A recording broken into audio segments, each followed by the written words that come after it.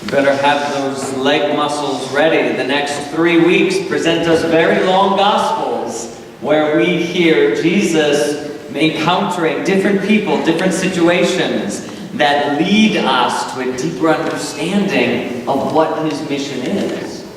And this week's Gospel paints a very beautiful picture as Jesus encounters this woman from Samaria. Now keep in mind the great scene that is being painted for us by John. That as Jesus comes to this place and his disciples leave him, he sits down at this well almost as if to know that he has an eternal appointment. That there will be someone coming along that he needs to encounter. And so he sends those disciples off and he waits patiently for the one to come to him. And here comes this Samaritan woman, sure enough. And Jesus breaks through all sorts of discrimination and all kinds of cultural bias and discord. For the Jews and the Samaritans were at opposite ends of the spectrum. They didn't share a common vision of what God was like, what life was like. They wouldn't even share the same utensils and instruments, nor would they greet each other, even touch each other in the marketplace.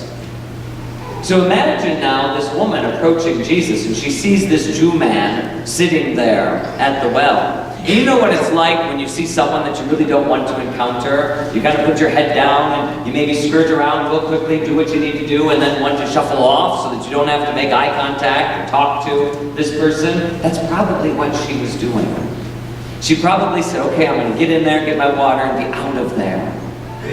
But Jesus doesn't let her. He offers and he asks a very simple invitation. Give me a drink of water. And this startles her because it breaks social protocol. It overcomes this division, this discrimination that these two peoples have had for so long. And she must be taken aback. And she says, what? How can you do this? I don't understand. What will people think? What's going on? And as Jesus invites her for that cup of water, he begins now a deeper conversation. You see, he begins to take down the walls that keep her from accepting him. And the first wall is this cultural wall that had been built up. And so he immediately crashes through that. Let's put aside this ridiculousness and just give me a drink of water. Even though it's unheard of to do that. And in doing that simple invitation, which apparently has nothing to do with faith, Jesus is able to begin opening her up so that he can move in and bring her faith. See, faith and transformation doesn't always come by focusing on faith. Sometimes we have to come in the back door. And that's what Jesus does here. He uses another opportunity to begin talking to her about faith. Because really, he is the one thirsting. Give me something to drink. He doesn't really want the water. He wants her. I thirst for your acceptance. I thirst for your love. And so that's what he's trying to pull out of her this morning. And as they begin this conversation, Jesus begins taking down one wall after another after another. And even though it's a delicate situation, he doesn't ignore the elephant in the room. Rather, he goes right to her sin. Why don't you go and get your husband? And that's a touchy subject because she's been divorced and remarried and divorced and remarried and so on and so forth. And as he immediately nails on that issue right there, she has to face it. She has to answer that question. And Jesus hits upon that question, not because he wants to hurt her, but because he wants to heal her. And by digging this out, we see what the woman is looking for. She's looking for love. She certainly has been searching for love, going through husband after husband after husband, and now with another one. She's looking for something and not finding it here. Isn't that what we're all looking for? Aren't we all looking for God's love? Aren't we all looking for someone else's love? We were created to be loved and to love. That's what leads us to happiness. We're looking for that true love. And Jesus, in bringing this, is trying to take down these walls now that keep her from accepting real love.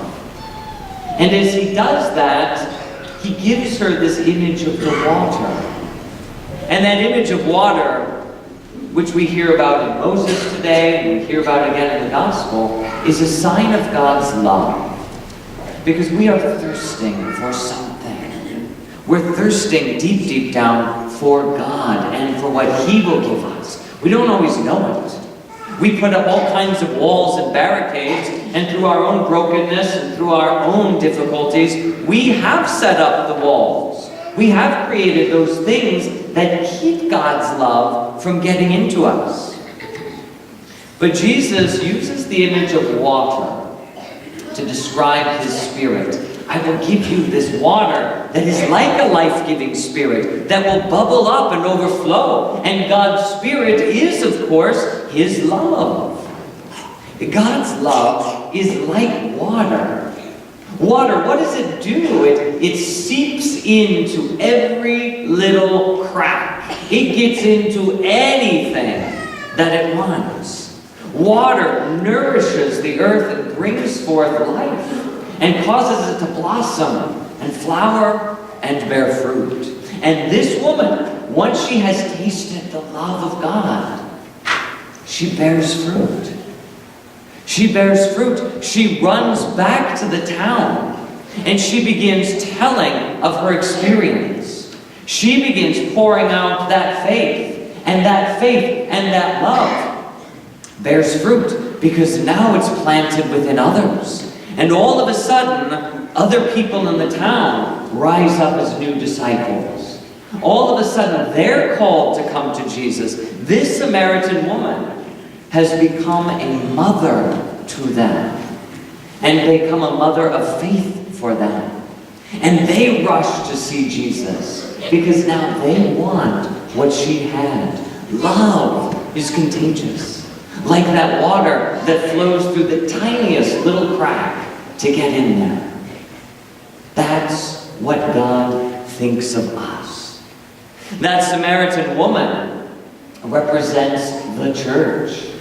It is the church who through water makes new disciples, passes on the gift of faith. It is the church that teaches us about this man that she has met and says, now I want to tell you about this fellow. And we become the children then of this woman. And once we are filled with that gift of faith, we then, for a while, are obedient. We listen. This is what the church teaches. But eventually, we have to find that for ourselves.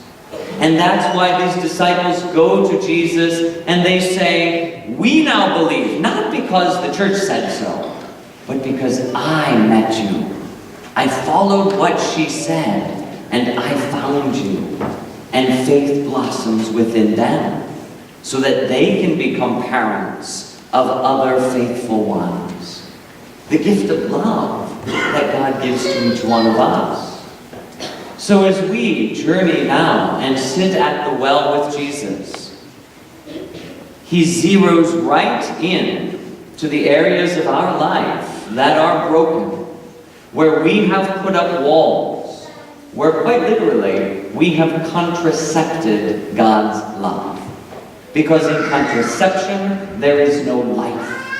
And life and love are related. And when we block life, we block love. When we block love, we block life. And this happens spiritually within us. And in our brokenness, and in our fear, and in all of these things, we push God's love away.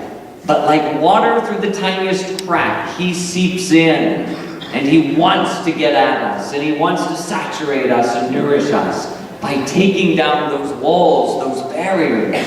God's love flows in and gives life, and that life overflows.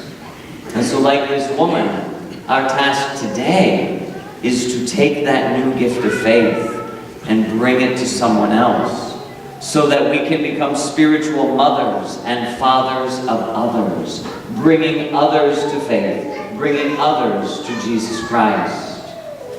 What a beautiful image we have portrayed for us today.